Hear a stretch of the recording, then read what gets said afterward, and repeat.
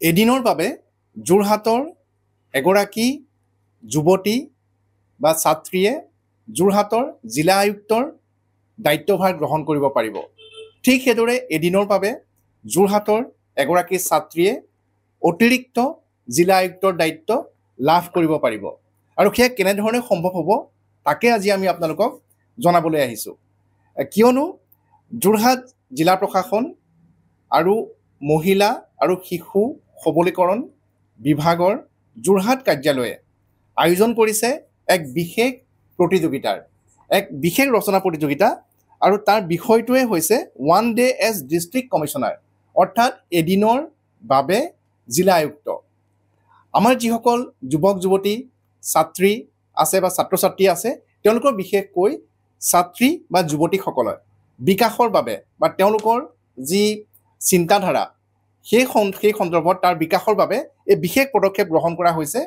আৰু মই পোনপটীয়াকৈ জানিম যোৰহাটৰ সমাজ কল্যাণ বিভাগৰ জিলা সমাজ কল্যাণ বিষয়া ডাঙৰীয়া আমাৰ সৈতে আছে যে ছাৰ, যিটো আপোনালোকে পদক্ষেপ গ্ৰহণ কৰিছে, আমি দেখিছোঁ যে এদিনৰ বাবে জিলা আয়ুক্ত আৰু এই ৰচনা প্ৰতিযোগিতাৰ যিসকল বিজয়ী তেওঁলোকক ইতিমধ্যে যোৰহাটৰ জিলা আয়ুক্তগৰাকীয়ে যি এই ক্ষেত্ৰত আপোনালোকক সহযোগিতা আগবঢ়াইছে, তেখেতে কনচেণ্ট দিছে যে এদিনৰ বাবে জিলা আয়ুক্তৰ চকীত বহিব পাৰিব, দায়িত্ব লাভ কৰিব। সেয়াই হ'ব এই ৰচনা প্ৰতিযোগিতাখনৰ বিজয়ীসকললৈ পুৰস্কাৰ। অলপ ছাৰ বিস্তৃতভাৱে ক'ব নেকি? হয়, আমাৰ জিলাখনত মহিলা আৰু শিশু বিকাশ যি বিভাগ আছে তাৰ অন্তৰ্গত আমাৰ hub for empowerment of women Sankalp বুলি কোৱা হয় আজিকালি, তেনেকুৱা এটা আমাৰ কোষ আছে। আৰু এই কোষৰ অন্তৰ্গত আমি এটা স্কিম চলাওঁ, বেটী বচাও বেটী পঢ়াও। ইতিমধ্যে আমাৰ যিটো স্কিম আছে বেটী বচাও বেটী পঢ়াও, এই স্কিমটো আমাৰ এতিয়া 10 বছৰ কমপ্লিট হৈ গৈছে সমগ্ৰ জিলাত, সমগ্ৰ ৰাজ্যত। গতিকে ইয়াৰ পৰিপ্ৰেক্ষিতত আমি এখন ৰচনা প্ৰতিযোগিতা পাতিছোঁ আমাৰ কন্যা শিশুসকলৰ লগত। তাত আমাৰ দুটা গ্ৰুপ আছে। এটা গ্ৰুপ হৈছে 14 পৰা 18 বছৰ বয়স, অৰ্থাৎ 8ৰ পৰা হাই ছেকেণ্ডেৰী লেভেললৈকে। আৰু নেক্সট গ্ৰুপটো হৈছে গ্ৰুপ বি। এই গ্ৰুপটোত আছে 19 পৰা 25 বছৰ বয়সৰ ভিতৰৰ কন্যাসকল। তেওঁলোক হৈছে যিগৰাকীকে ডিগ্ৰীৰ পৰা মাষ্টাৰ ডিগ্ৰী পৰ্যন্ত তেওঁলোকে পঢ়ি আছে। গতিকে বিষয়বস্তু হৈছে one day as district commissioner. গতিকে এই বিষয়টোৰ ওপৰত তেওঁলোকে ৰচনা লিখিব আৰু বা এছে লিখিব। আৰু এছেবিলাক তেওঁলোকৰ মানে খুব এটা লিমিটেড, আমি ৱৰ্ডৰ ভিতৰত ধৰি দিছোঁ যে 500-ৰ পৰা 700-ৰ ভিতৰত 750 ৱৰ্ডছৰ ভিতৰত তেওঁলোকে কৰিব। আৰু আমি ইয়াৰ কাৰণে তেওঁলোকৰ ষ্টাৰ্ট ডেটটো ৰাখিছিলোঁ 15 মাৰ্চ 2025 পৰা, আৰু আমি এতিয়া লাষ্ট ডেট ধাৰ্য কৰিছোঁ 16 এপ্ৰিল 2025।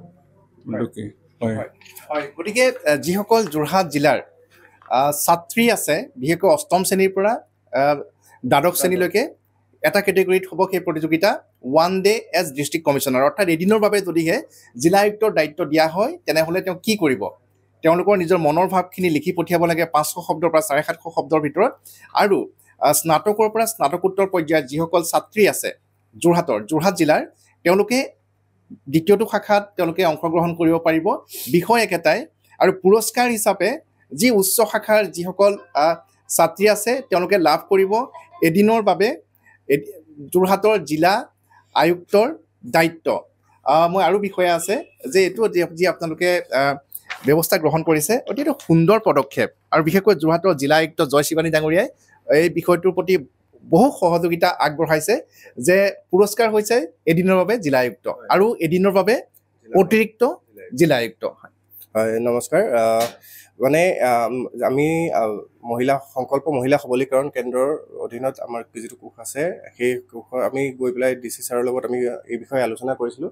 আৰু যেতিয়া আমি কথাষাৰ কৈছিলোঁ, DC ছাৰে খুব মানে ভাল পাইছিলে। আৰু তেখেতে মানে প্ৰথমতে আমাক কৈছে যে এইটো কৰিব লাগে, যিহেতু আমাৰ উদ্দেশ্য আছে যোৰহাট জিলাৰ যিসকল ছাত্ৰী আছে, ছাত্ৰীসকলৰ আমাৰ যি কম্পিটিটিভ এক্সাম আছে, UPSC হওক APSC হওক, সেইবিলাকলৈ ধাউতি বাঢ়ক। আমাৰ যিহেতু আমি দেখা পোৱা যায় যে অসমৰ পৰা UPSCত IAS IPSৰ সংখ্যাটো যথেষ্ট তাকৰ, যেতিয়া বাঢ়িবলৈ ধৰিছে যদিও তাকৰ। তেওঁলোকৰ মাজত এই প্ৰতিযোগিতামূলক পৰীক্ষাবিলাকৰ প্ৰতি যাতে ধাউতি বাঢ়ে, সেইকাৰণে আমি এটা ৰচনা প্ৰতিযোগিতাৰ আয়োজন কৰিছোঁ।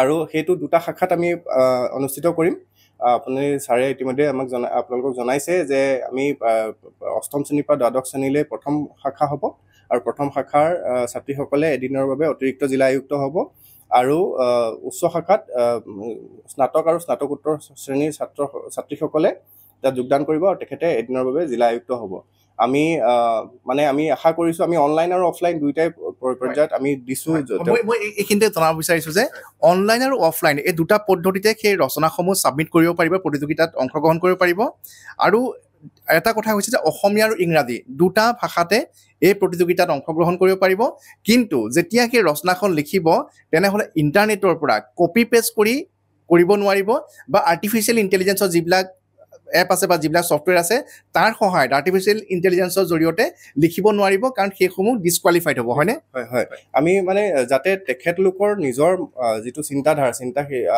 সেই মনোভাৱটো বৃদ্ধি কৰিবৰ কাৰণে সেইটো দিছোঁ গতিকে আমি এই ক্ষেত্ৰত আমি সাৱধানতা অৱলম্বন কৰিম যাতে তেওঁলোকে কোনো ইণ্টাৰনেটৰ পৰা কপি কৰি পেলাই বা আজিকালি AI দিলেও ওলাই যায় গতিকে সেই বস্তুখিনি আমি যেতিয়া আমি প্ৰতিযোগিতাৰ বিবেচনা হ'ব আমাৰ এটা ডিষ্ট্ৰিক্ট লেভেল কমিটি আছে যিসকলে এক্সপাৰ্ট কমিটি আছে তেওঁলোকে চেক কৰিব সেই বস্তুখিনিৰ ওপৰত কিন্তু গুৰুত্ব দিব তেতিয়া সেই যদি কিন্তু ধৰা পৰে তেতিয়াহ'লে কিন্তু তেখেতলোক ডিছকুৱালিফাই কৰাৰ এটা ব্যৱস্থা আছে ধন্যবাদ জনাইছোঁ গতিকে আমি সকলোকে আহ্বান জনাইছোঁ বিশেষকৈ যোৰহাট জিলাৰ যিসকল ছাত্ৰী আছে সেই ছাত্ৰীসকলক আহ্বান জনাইছোঁ যে এই সুকীয়া যি প্ৰতিযোগিতা ৰচনা প্ৰতিযোগিতা তাত অংশগ্ৰহণ কৰক আৰু যিসকল বিজয়ী হ'ব 2গৰাকী বিজয়ীক এদিনৰ বাবে যোৰহাট জিলাৰ জিলা আয়ুক্তৰ পদ দিয়া হ'ব জিলা আয়ুক্তৰ দায়িত্ব দিয়া হ'ব আৰু আনগৰাকী বিজয়ীক এটা দিনৰ বাবে অতিৰিক্ত জিলা আয়ুক্তৰ দায়িত্ব প্ৰদান কৰা হ'ব গতিকে আমি সকলোকে আহ্বান জনাইছোঁ সকলোৱে যাতে এই